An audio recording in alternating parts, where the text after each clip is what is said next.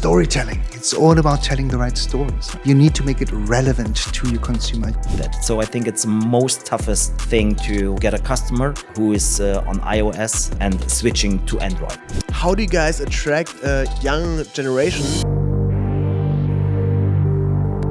Hello Moto, welcome guys. I'm here with Bjoern Simski and Chong-Won Lim from Motorola, Germany. And today we are talking about the legacy and the big way of Motorola. They are back. They are back on the screen, and I have one of their phones here in my hand, and I already had the chance to experience it today on the podcast.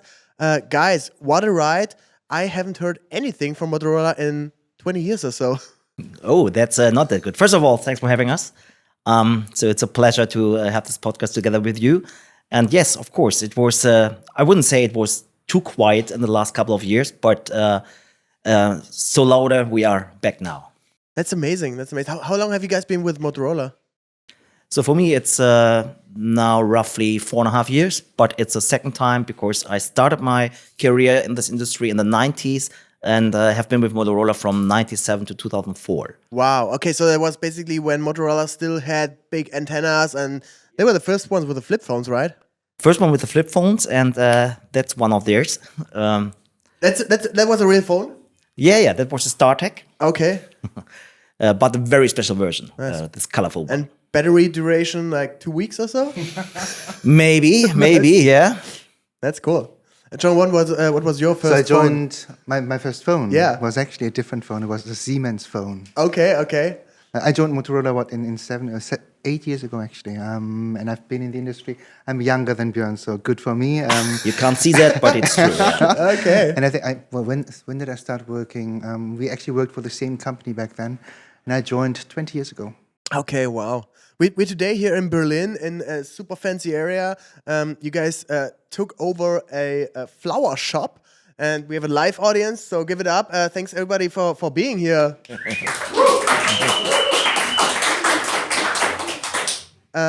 What brought you guys here to take over the flower shop?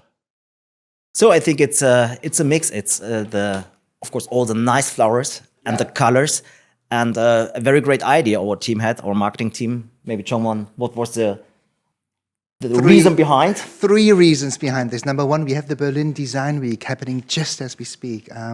So we took that opportunity to really show what we are all about when it comes to design. The flower shop to be a bit more disruptive and address the sensories of what consumers are all about. Sensories in terms of smelling, feel, look, and emotions. And that's why we're trying to connect with Motorola. Okay. So, and the reason behind that is like bring in opinion leaders that they get in touch with a brand and get their hands on the product actually? Yeah, I would say so. We started yesterday with some partners from the press. So we had some workshops and introductions of our phones, of our strategy, of our partnerships, and so on. And today it was all about AI workshop together with influencers. Okay. So, Sean, one question for you. When you, most people get wrong what a CMO or head of marketing actually does. They think you do this all day long and experiential marketing and flying around with influencers and Miami and here and there, right? But most of the time it comes down to crunching numbers. When is an activation like this successful for you guys? Is it about touch points with potential people or like impressions? How do you measure this? Number one, we love Miami and all that stuff that you mentioned. Great stuff for everyone. But actually, I think you always boil down everything you do into numbers, right? So when we do events like this, we look at how many people are we inviting? Who are we actually inviting? And what's their reach? Yesterday was all about journalists and media. We knew we had to get certain tier 1 medias into this space to ensure that they write about us, talk about us. And to me, it's the numbers that count behind this. At the end of the day, after this event, I will look at the number of coverages, of the number of positive mentionings, the number of stories that Motorola is trying to sell. Do you guys also sell directly? Like, can I purchase it on the Motorola website or so? Yes, you can. So we have an own web shop. It's on moto.com. But we do that only, let's say on RRP level more or less. So no too big promotions because we have a strong partnership with our retailers and we don't want to disturb their business. Okay, and you sell it on like MediaMarkt, Saturn, or so. Of Like, course. who's where do you sell the most? In Germany, I would say it's a very very broad mix in the open market. Yep. So we call it. So it's you already mentioned it with Amazon, Media Market, and so on and so on. Retailers like Expert, but also Otto and so on as onliner. So it's a broad partnership landscape. Another big number or another important KPI for marketing people is the customer acquisition cost, right? And I just had dinner with my friends at American Express, and they really crunched their numbers this year, and it was all about CAC, the customer acquisition cost, to measure that. And in an omni-channel world, where there's so many touch points, people see it in the flower shop, obviously. They see it in Berlin Design Week, maybe in some online outlets, maybe at their favorite influencer. So how do you measure a customer acquisition cost, or is that even possible? I think it's a different split, a different turn and spin. Customer acquisition with Amex, I get. I think I would argue in this industry we work today, it's all about retention. Right? You as a brand want to make sure that whoever you've sold it to in the past will come back to you. And to get to that stage, you need to break it down into the different touch points that you actually want to address your customers with. The first touch point is somewhere, the website most likely. Make it appealing to the customers. Second touch point, you want to see what's up on social, on YouTube. You want to see what people talk about this. Third touch point might be a piece of review. Who said something nice about the phone or who didn't? And how much did that get into the minds of consumers? And then towards the end of the journey, you go to the stores, you see, do they have a promotion? Is there a special Black Friday promotion happening at the moment? And then you close the deal. So it's more about retention across the entire customer journey, I would say. Okay. And do you remember the first day when you had your first flip phone in your hand? Yes, of course. When was that? So for me, as I said, starting at Motorola, it was in 1998. A long time ago. Okay, when we had wow. the first Nice. StarTech flip phone, yeah. And then there was a long time. And without you flip phone. basically invented the flip phone, right? It was Motorola, right? What was the reason behind that? Like, is it just a design piece, or is it like an easy Yeah. way of transporting? At that time, it was, of course, the very nice size that is quite small. StarTech, there was this all about Star Trek and Enterprise movies. Okay. So it was a marketing story, and yeah, it was quite nice. So Yeah, I remember that, my mom had one, and my cousin had one, and always when she had it, she was like flip with this right, angle wrist twist or so. I don't know how to say it, but basically that was how to open it. And you guys got me one just because before we started the pod, and I was also like just sitting around like opening up, closing down, and all that. So how often can I flip it until it breaks? So it's been tested for a duration of 3 years. Guess how many times you can actually flip and open it. Just give me a guess number. Probably like 20,000, 30,000 times. Much, much higher. Okay. So they're I tested gotta against- try it and come back. They're tested against 1.2 million minimum for flip and ease. And that's guarantees around 3 years or more Wow. flipping exercises. this is, by the way, tested by Chong-Won when he's on the plane to Miami. Okay. I do this all the time.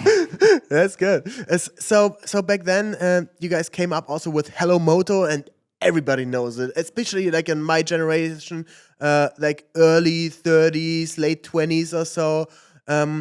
How do you guys attract a young generation who maybe know, like Gen Z or Gen Alpha, they maybe know the 2000s, but just in a kind of like an ironic way sometimes, or like Britney Spears or Paris Hilton or stuff like that? How do you guys address them? So if you go back to, I think we discussed this earlier, right? And we have a shift at the moment. It's all about how do brands like ourselves, like American Express, how do we address Gen Z is the big title. And actually the generation following that is Gen Alpha, right? We have been used as an older generation to be addressed by passive communication. That would be TV, one-sided communication, radio, outdoor advertising. These guys want to choose what they consume. They want to look it up themselves. So you need to get into their way of thinking, their journey, their consumption behavior of media. And at the moment, if you were to break it down, it's primarily social media that they consume day in and day out. And if you look at the media landscape of social media, there are platforms that older generations are used to: Facebook, Instagram. And then there are generations that go much more into the newer platforms. Take TikTok as an example. For brands like ourselves, we are at the moment looking into TikTok as a growth opportunity to tackle Gen Z as an example. Okay. And when it comes to market penetration in general, I think in the US, iPhone has more than 40% market share or so, like an enormous number. Same here. Same here, but I think in Europe it's a little bit more diverse. There are a lot of different players We here. are more reasonable in Europe, yes. Yeah. So how do you address that? Like, do you want to conquer like 20-30%? Is that like the goal, or is that how you get your bonus in the end of the year? Or what is successful for you guys? So it's a quite competitive landscape in Europe and especially in Germany as well. Having two big brands really dominating the market, and then there are the other players. What's the market share of like iPhone and Samsung?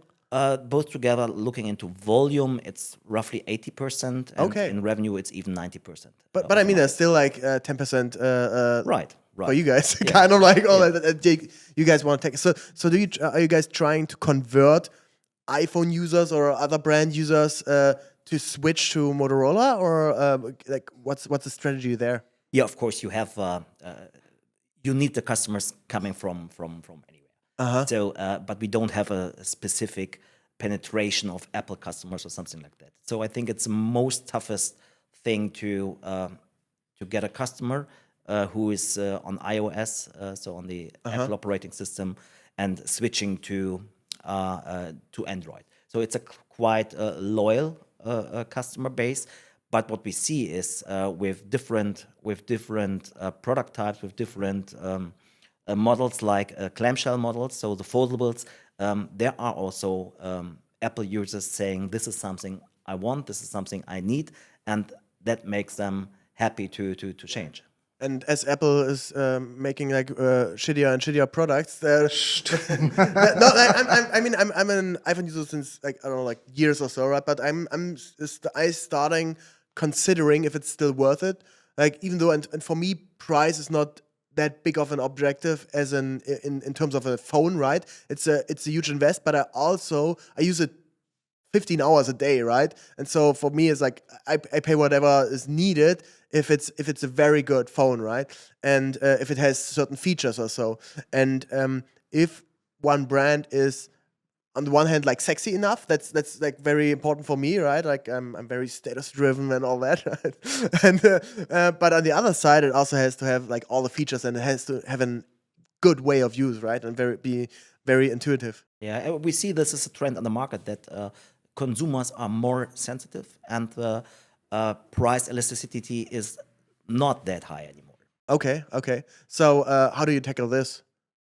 I think if you look into the ratio of price and value of our devices and functionality, you really have a very good ratio. So we are starting with our products. We showed you the Edge models before. It's our, let's say, bread and butter segment, and we are starting below 300 euro already.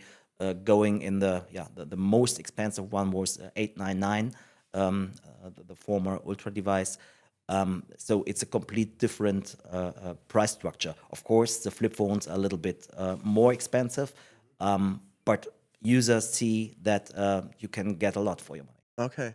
If you what I was always wondering is if you sell a phone for $899, let's say on your own website, then you don't have to give something to MediaMarkt or Amazon or so. How much is that like roughly in production? Like from any phone company? So like more like 100 or more like 400 euros or something like this? No, it's more. It's more, okay. Yeah, it's more.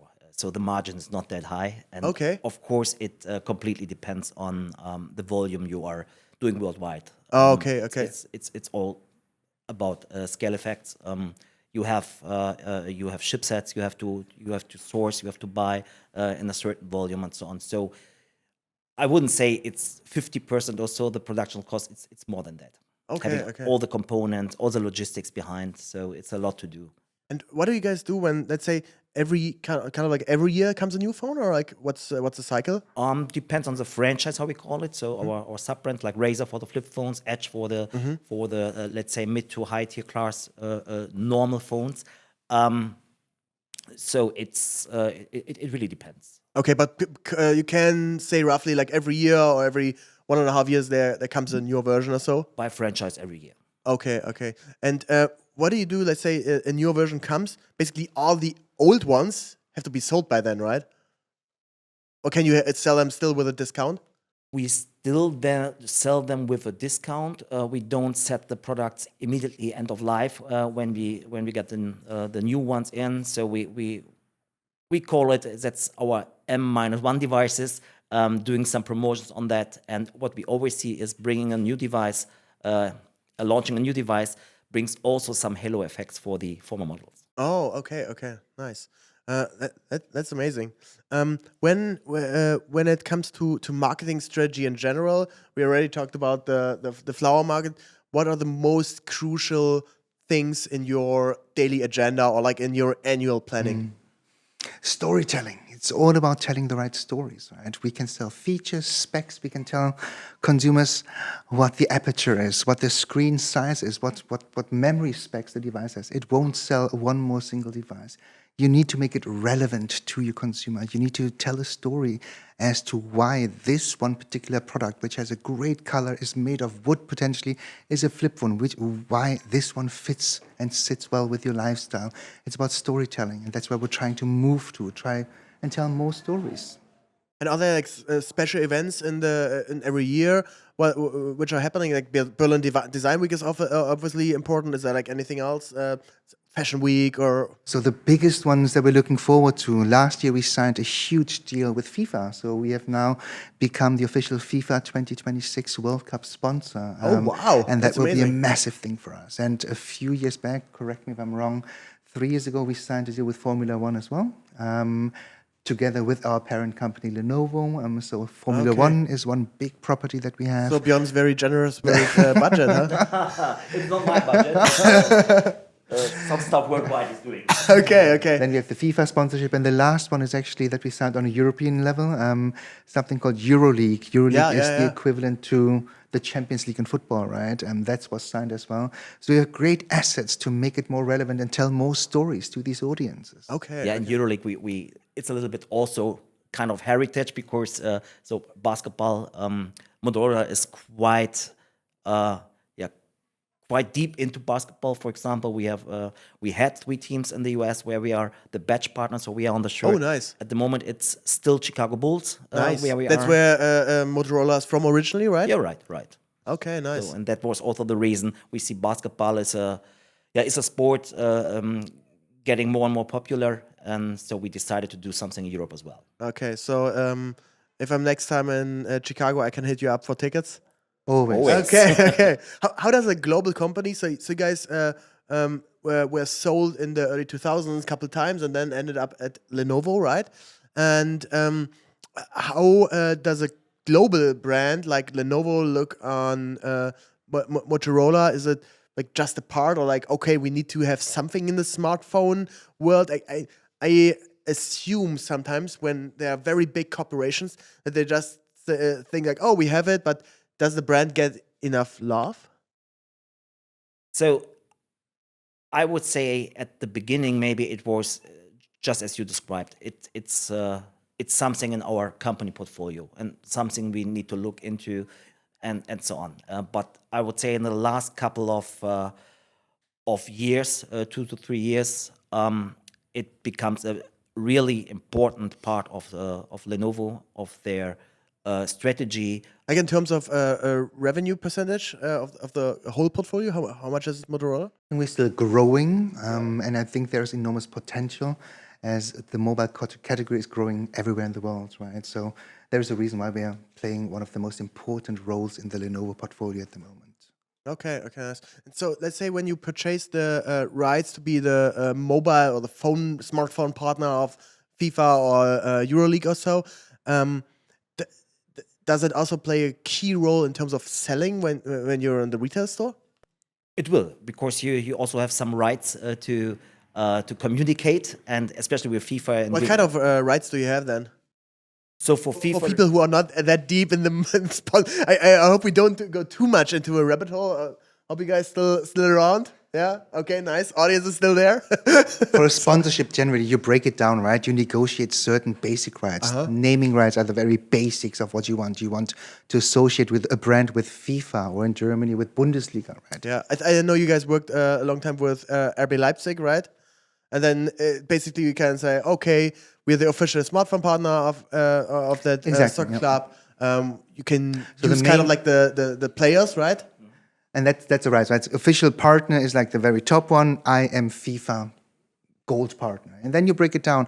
If you don't want to pay that much, you break it down. Okay, you don't have the naming rights, but you can use some images that you want to. Oh, If you okay. don't want that, you can use spots that we have on TV. You can use broadcasting rights. You can use players' rights if you want. You break it down, and that defines the level of sponsorship that you have. and you can bring your technology into it, right? So talk a lot about AI, and the partnership is not only Motorola and FIFA, it's also Lenovo and FIFA, and Lenovo will do a lot of data-driven stuff for the FIFA. Okay. When it comes to AI, I'm thinking if a smartphone will still be the same in a couple of years, or will it be just like the device that talks to me or so? How do you guys perceive that? What's your view on that?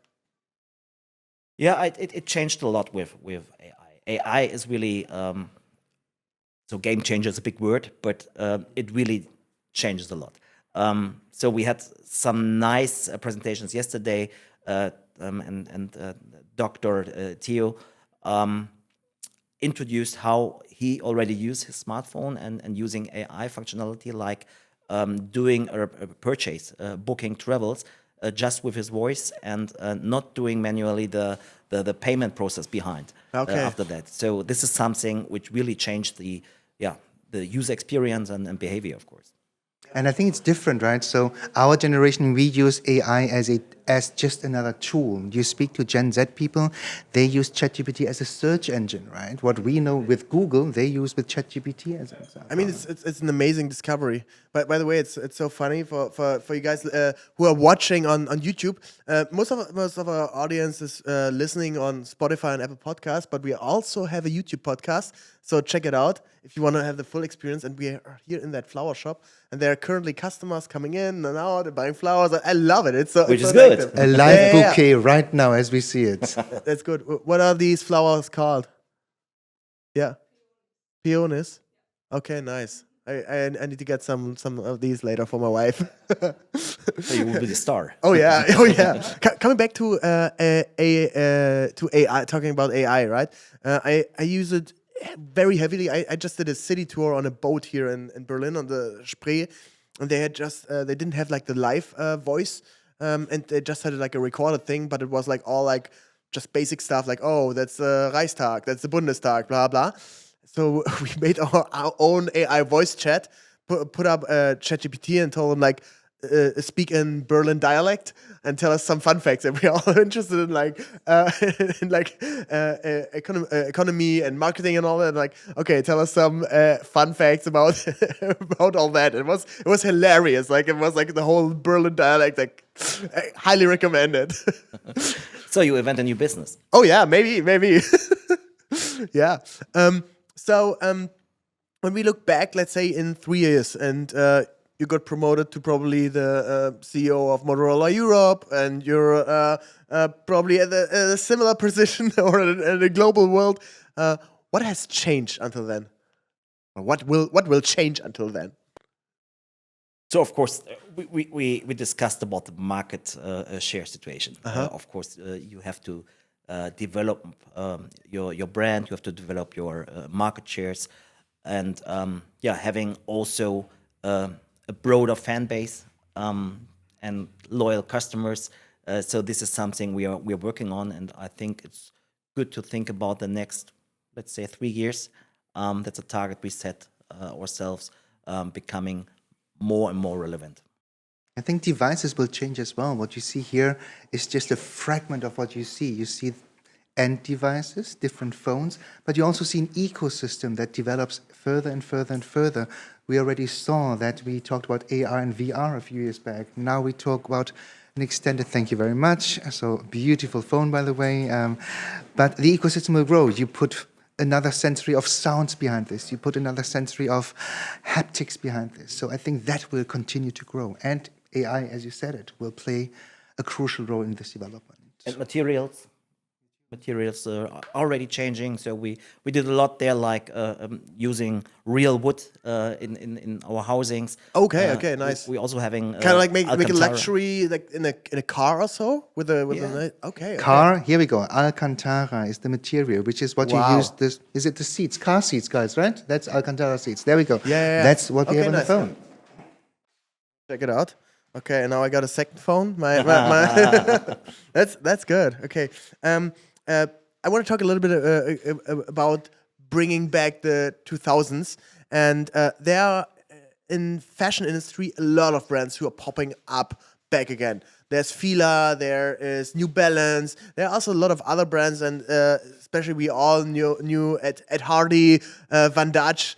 I was last weekend on a trip to Ibiza, and a friend of mine had birthday, and she threw a 2000s party, so everybody has to dress like it, and people showed up in these old Love Kills Slowly Ed Hardy shirts and all that. Do you think people will also start using the Motorola's, the Hello Moto again, just because of that? Because it was just like you have with your childhood or your early adulthood all these amazing memories. So the strength that we have as a brand is that we actually resonate. Hi guys, that we do really well with resonating these times, right? And what we see right now, and by coincidence, I looked at Spotify and typed in Hello Moto. There are rappers that use our songs nowadays for new remixes and new sounds. And then if you talk about the different cultural experiences that you had back then, foldable phones was one of the cultural icons. So hopefully they are starting to integrate Motorola. And the good thing is, the good spin is really that people back then still hold us in positive memory, right? And that's what we're trying to leverage and move forward. Let's talk a little bit more again about. I'm sorry that I'm jumping topics all the time back and forth. I'm Like me and him talking, I jump all the time. that's good. About the marketing strategy, and you said you're inviting a lot of influencers and opinion leaders. How do you guys source them, or what are the criteria? You say like, okay, this is a good person who should represent us. I think the most important, we have been through the era of influencers. I think every single brand would want to work with influencers. How I would break this down is not just somebody who has reach, but somebody who is authentic, somebody who is able to tell the story. Just as I said earlier, storytelling matters. So you look up people who are authentic, you look up people who are genuine about what they do, and who are able and willing to integrate this into their lives. Otherwise, you're just another celebrity influencer and hold another brand up and tell them, I work for Motorola for 2 months for $3 million, and that's what you get. It's less authentic. And you see the results right away. Somebody who is paid off to act like that will have very few engagements, will have a huge reach, but very few engagements. Somebody who is authentic about this will have a much higher rate of engagement. And that's why I think we should really be careful about how we select influencers. Have you guys thought about like going also into different verticals? We see it a lot in other brands. Let's say Mercedes-Benz. They doing I think like AMG apartments in Miami and in Dubai, and so I think Motorola is such a strong brand. Would it be also a thing to, I don't know, open up a Motorola coffee store or something like that? I wouldn't say different verticals. What we did already is in some regions of the world we are introducing also tablets, where we have why we have Lenovo tablets here from our mother company, but in some other areas we also have Motorola tablets, Motorola notebooks. So, but that's not complete different verticals. I don't see any plans at the moment having coffee shops or something else. And what about collabs with other brands? Is there like idea of like doing a Van Dutch? Van Dutch is also back. Van Dutch and Motorola collab also. Would you guys be open to that? there are more partnerships at the moment which are, yeah, let's say from a design perspective or a technology perspective. For example, we have Bose. Okay, nice. As our partner The for, audio company. right, for our buds. So they are certified and tested by Bose, and so we can offer them as our Moto buds by Bose. This is something from the technology part. Looking into design, we have Pantone as one of our partners.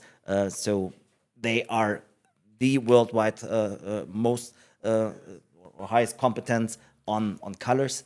What did you guys do with Pantone? Can you share the story? Yeah, we have exclusive rights using the colors Pantone is giving, and they give the color of the year, and we have the rights to do the color of the year products with our phones. Yeah. Okay. Does anyone know what the color of the year is in 2025? At the moment, it's Mocha Mousse. Mocha Mousse. Mocha Okay. Mousse is the latest one. We do have one here. I don't know. I think Kind of like looks like maybe like your shirt or so. sort of Something like this. Yeah. That's oh, what you I have was- one here. There we go. Okay. Okay. Exactly You guys, like you guys this. have a lot of phones. Yeah, here. right. That's good. In every pocket. Okay. Nice. Do you know what? Let me show you something else. We've talked about the years, the 2000s, and approaching with partners, right? Swarovski was recently announced as one of the big premium partners for Motorola, and we've developed so-called earbuds or loops, if you want, with them. And Okay, that's the nice. first. So he's not engaging now. It's It's They not are all rings. glitter. Yeah. I could see Paris Hilton wearing them. That's cool. That's cool. Probably like if I think about it, like probably her partnerships are really popping up again as she's like such an icon from the 2000s or so. Like I can give them to her. It would be fun. Okay, nice. That's amazing. and these are certified by Bose as well, right? These are okay, nice. Noise canceling, everything in it. Okay, that's amazing. I'm gonna keep them. All right. Who are you guys trying to replace? Is it Apple with iOS or Android, or where Samsung is the market leader? Are you trying that at all, or do you guys say it's like just being in the market with a nice tiny share of, let's say, 5% or so is fine? So replace is a strong word. I think I would probably pitch it differently. We're trying to offer a better proposition to the markets than some other competitors. If you look at the pure number games, the biggest one on the market in the Android field is Samsung. So we as a brand can gain the most from a big brand like Samsung, right? With stronger propositions, ideally. I'm a big fan of competition, by the way. I think competition is really important for consumers. The more competition, the better it is for the end consumer. So the first task is to win them over by being stronger, and then by nature, most people will come from Samsung because they are the biggest. And obviously then the interesting challenge for us as a brand would be to tackle Apple. I'll be very honest, that would be a huge challenge for us.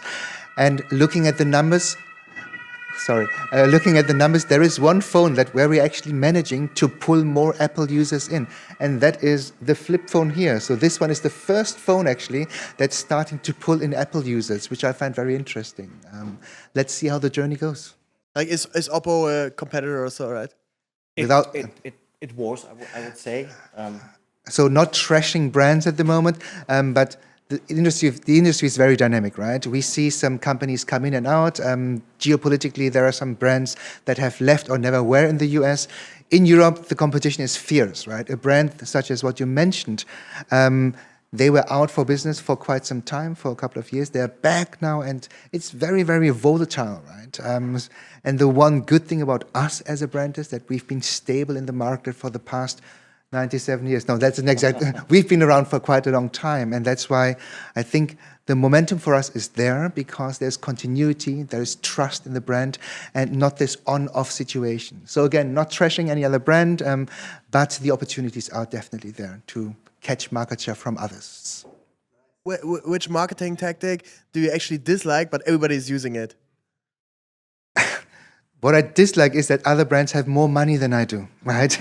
They can spend more budgets than I Okay, can so do. be honest, not that generous. Okay, okay. Maybe you got to negotiate better with FIFA next time. Yeah. It's quite expensive. Okay, I have 3 quick questions to wrap it up, and it's called break, build, and boost. What's a thing that recently failed for you, personally or in business? What recently failed? So we had a tough year in last year because we had some discussions with with a partner, or let's say someone who's giving licenses. And, Okay. there were very, very tough negotiations about the license fee in general, and it expired by end of last year. And so we didn't the year before, and we didn't find an agreement early enough. So we have been out of the market for roughly 5 months. So that was quite tough. But you're back. That's We're good. back. Good, Right. nice. Yeah. It's always about getting up one more time than you fail, right? Absolutely. A question for you: what are you currently building? A new brand, a brand that is trying to appeal to new audiences, younger audiences, new generations, trying to identify what the new consumer touch points are, how we tackle them, and the stories we want to tell them. So lots of building in progress at the moment. Okay, and what is the thing that you boost? So a thing which gives you energy. Like a question to you both: thing that gives you energy, where you are uplifted, where you're like happy. What is boosting you guys? Happy customers, good numbers. Okay, Fresh flowers. Okay, nice. How about you? My dog, every single morning, pushes me hard to walk even further. And then every morning I wake up and say, do you know what? It's been a good decision to leave the company for an iconic brand such as Motorola. It gives me a smile still, because you connect positive links and memory links with it. Amazing. Thank you so much, guys. That was an amazing podcast episode. If you guys want to learn more about Motorola, check it out. Check out their channels. And maybe there's some more flower shops here in the future. Thanks for tuning in to New Trend Society. We all have flowers for you, by the way. Just And see you next week. Thanks thank a lot. you very much, Ben.